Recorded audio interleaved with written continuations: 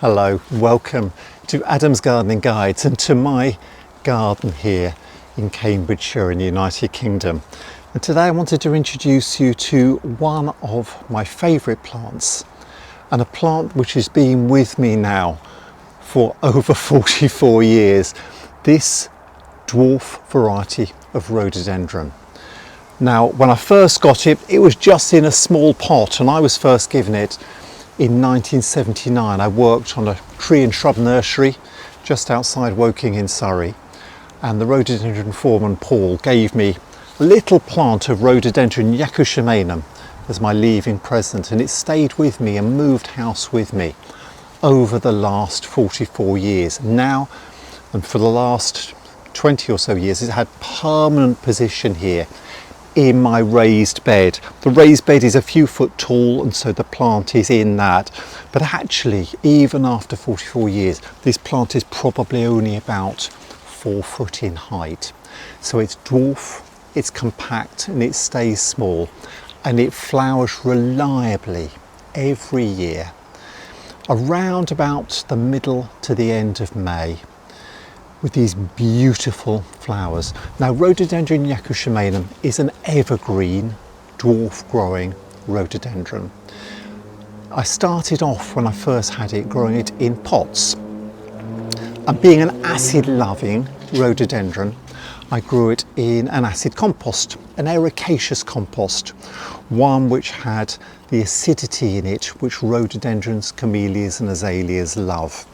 But after it had outgrown that pot and I moved to my new garden here in Cambridgeshire, I built a raised bed and filled that raised bed, built with bricks, with an ericaceous compost, an acid compost.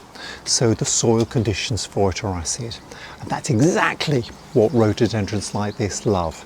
Now, as we move through the month of May, you'll see the buds at the tips of the shoots gradually swelling, and they burst open to reveal these beautiful little pink buds, and the pink bud opens up into these pure white flowers which last for several weeks and put on an absolutely stunning show to bridge that gap between late spring and early summer. Now, as well as me enjoying the flowers, you'll find bees visiting the flowers as well. They'll be going in and feeding on the nectar and pollen inside each bloom. Now, another thing to remember is feeding.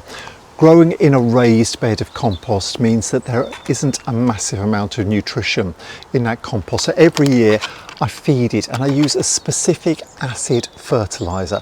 There's different ones on the market. This one is called sequestered iron plant tonic, great for rhododendrons and for camellias and azaleas. And that tonic boosts the amount of iron specifically in the soil.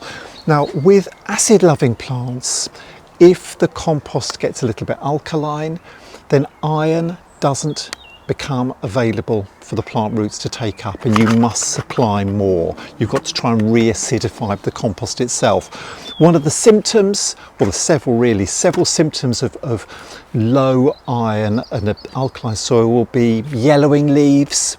So leaves start turning yellow, poor growth in general, smaller leaves and so on. But definitely that yellowing is something you often notice on acid-loving plants like camellias and rhododendrons. You'll see the leaves, rather than being beautiful and pure green, they start taking on a yellowy, a pale look, and you must boost the nutrition. Now, this sequestered iron product comes in a little sachet, and I just dilute that in a watering can of water and just drench round, and I'll do that probably in the spring, May, June time. And if the plants look like they are pale through the year, I'll give them another boost of tonic as well. So don't forget to give your rhododendrons at least one annual feed with an ericaceous fertiliser or a sequestered iron product. Here you've got a little bee visiting this flower here.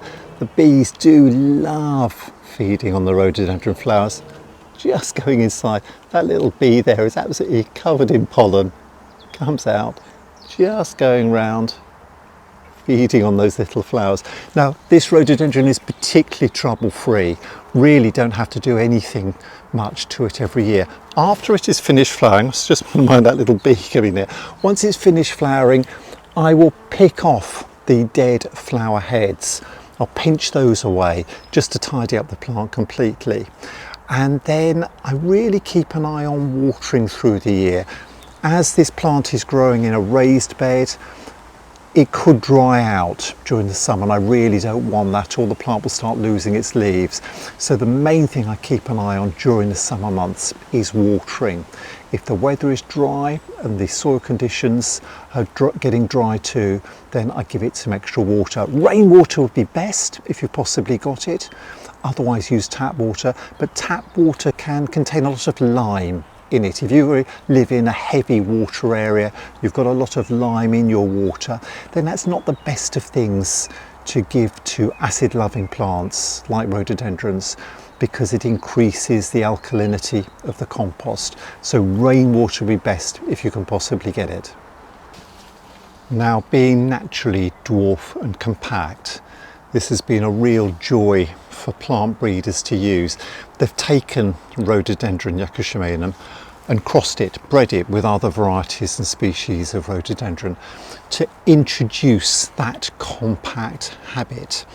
And so you'll find a lot of the dwarf rhododendrons that are available nowadays to grow in your gardens in smaller spaces, in pots and containers and raised beds like I've got here, have been bred by using this lovely Rhododendron yakushimanum and introducing this into the breeding program, so that the merits and the benefits of this lovely evergreen variety can be put into those other newer varieties.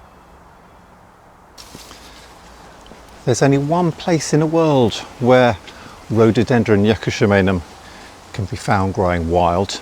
That's on a little island off the coast of Japan called Yakushima, giving this rhododendron its name of Yakushimanum.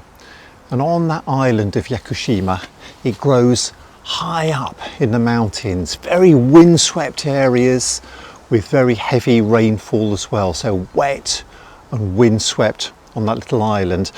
And this beautiful dwarf rhododendron was found naturally growing there and was introduced back into this country in the mid-1930s. I'm so pleased that it was discovered.